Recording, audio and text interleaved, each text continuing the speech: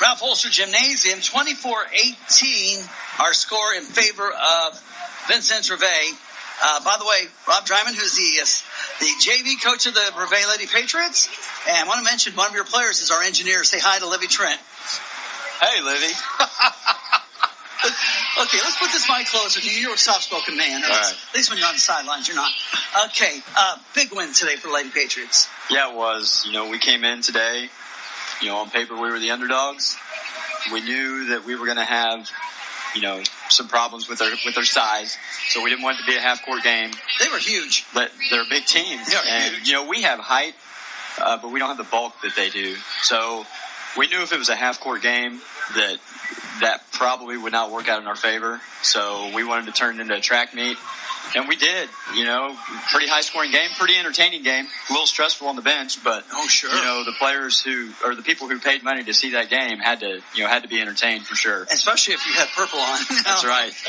Well, the game starts off, and every team. Leo Laporte is the tech guy here at News Talk Sports, 97.7 FM, WAOV, Vincennes.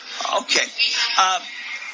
Every team was going to lay off of Molly Niehaus. She hadn't shot much. She was more defensive specialist, including Lincoln. And what do you know? Back-to-back threes to start the game. Well, how about the performance she had today? I mean, after North Knox, I think anybody who watched that game saw what North Knox was doing. They completely laid off of her and packed everybody in the middle and didn't even guard her. And so after that game, I think, pretty much all the coaches talked to her, and she knew she had to be more of an offensive threat. And to see her step out and just shoot with confidence. I mean, no hesitation at all in those threes at the beginning of the game. And, it's amazing what that'll do for your game whenever you hit a couple shots right out of the gate like that. And then I think we got 8-0 to begin. And, you knew Lincoln was going to make a run. Right. So, but if my numbers are right, Lincoln never led in that game. No. They was tied like 6 times, but never led. Yeah, they tied it multiple times. That third quarter was crazy. The ties, and then we would come down and hit a three, then they would hit a three. I think Tia hit 2 in a row at one point, and then Molly again right in front of our bench stepped up when the game was tied at 63 or something like that. She stepped right up and hit another one. So I think she ended up with 14 or 15 points, and anybody who was watching that game today and maybe scouting us, that gives them a little extra something to worry about when they play us. Well, you win by 6, but you get 7 points from the bench. Yeah, I thought, and we're talking both JV and varsity, I thought Lauren Carey played her best basketball of the year today. She made some freshman mistakes. And she got in some foul trouble, but we're going to need that contribution from her. But boy, the starters, the balance scoring. Our two go-to players both ended up with over 20, I believe. 20 points, I think, both of them. Molly was in double figures. Caroline and Megan were close to double figures. Just a pretty balanced attack, and really happy with the effort from the girls today. And like I said, just a fun game, always a fun atmosphere. It was a tournament-like atmosphere. So it was a big bounce-back win.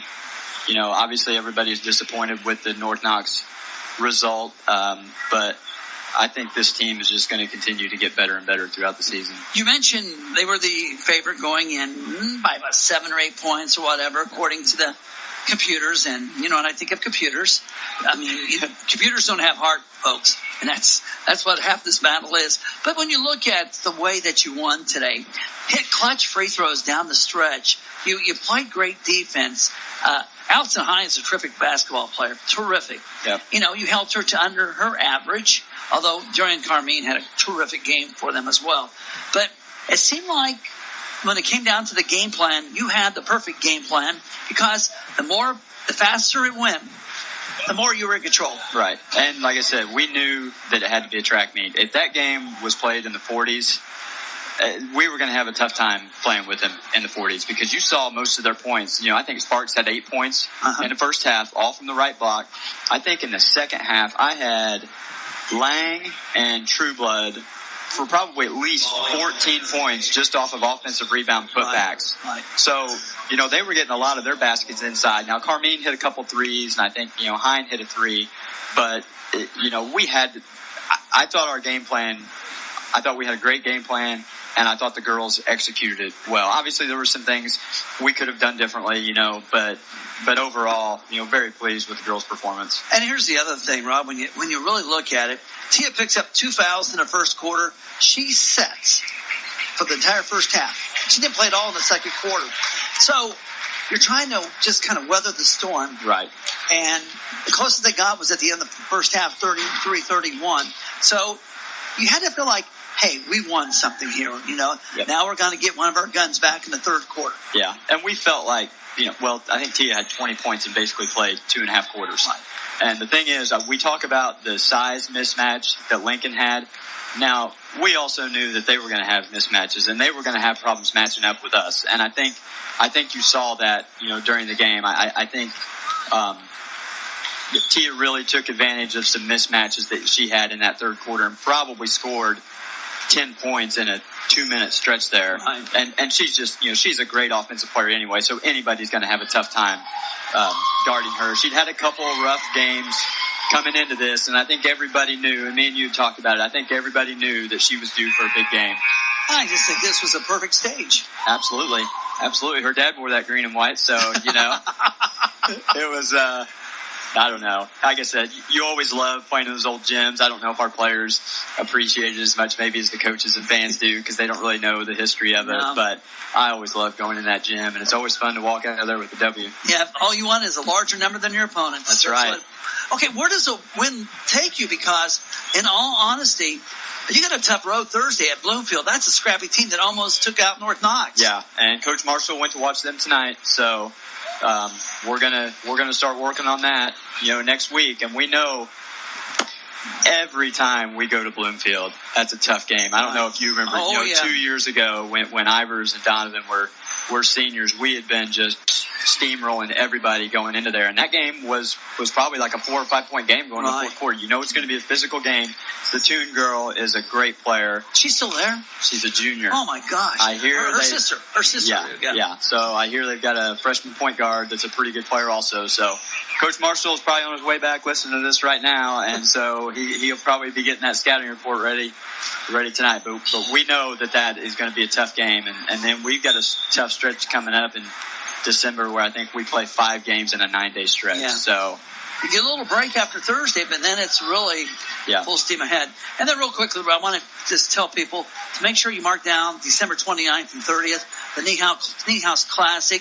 You have 8 teams in that, and all 8 are terrific teams. No Sisters of the Poor on this group. No. And, in fact, you got the defending Class 2A champion coming here. Yeah, we've got very strong teams in there. You got Lafayette Central Catholic, Mater Dei, Memorial. Whiteland has a center. Their center is going to University of Illinois next year. So if you don't have anything to do those days, come on out, and you're going to see some good quality basketball games for those 2 days. Well, appreciate you stopping in. I know you want to get back over there and be a fan. All right. And congratulations on the victory today. All right. Thanks, Ed. All righty.